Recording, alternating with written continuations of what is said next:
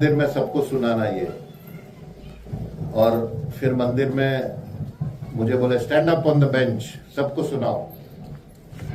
उस दिन से जब मेरे में एक बड़ी मुझे एक स्टेज फ्राइट होता था, मतलब स्टेज होता है ना, आप मुझे डर लगता था स्टेज से। उस दिन के बाद तो मैं शेर हो गया कि सारे मतलब स्टेज पे ही मैंने सारी जिंदगी निकाली है।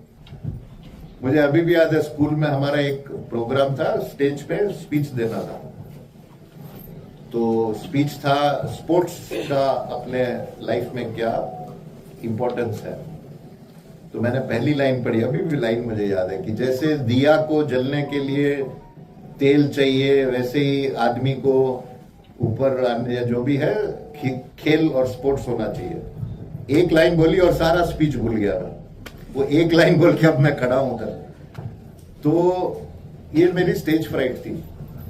जिस दिन परमदयाल जी महाराज ने मुझे वहां पे बोला तुम सबको सुनाओ, वो मेरी स्टेज फ्राइट ही निकल गई।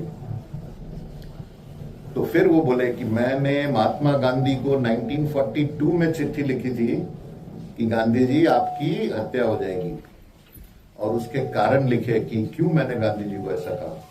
2 कारण थे।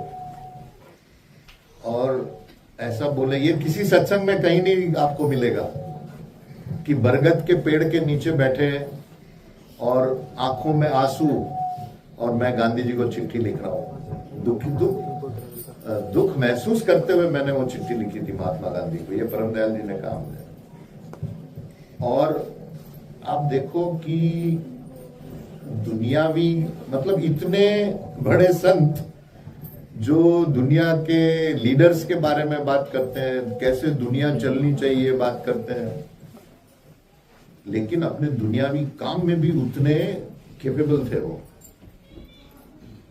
वो एक बार उन्होंने कहा कि वो जहां भी गलती करते थे फाइल में लिखते थे, why do I make mistakes, मैं गलतियां क्यों करता हूं। सारे फाइल में उनका ये लिखा होता था, मैं गलतियां क्यों करता हूं। तो अंग्रेज ऑफिसर आए, सब फाइल चेक कर रहे थे, बुलाए, बोले फकीर कम हियर। तो बाबा गए, बोला अच्छा आपको प्रमोशन दिया जाता है आज। तो बाबा बोले क्यों, प्रमोशन क्यों दे रहे हैं आप मुझे। बोले क्योंकि तुम बहुत गलतियां करते हो, इसीलिए तुमको प्रमोशन दे रहे हैं। व्हाई डू यू, तो बिकॉज ऑफ योर मिस्टेक्स हम आपको प्रमोशन कर रहे हैं। और फिर उन्होंने परमदयाल जी महाराज को राय साहब का खिताब परमदयाल जी महाराज को दिया गया था, पहले ऑफर किया था। फिर परमदयाल जी महाराज बोले नहीं मुझे मत दो, मेरे छोटे भाई को दो।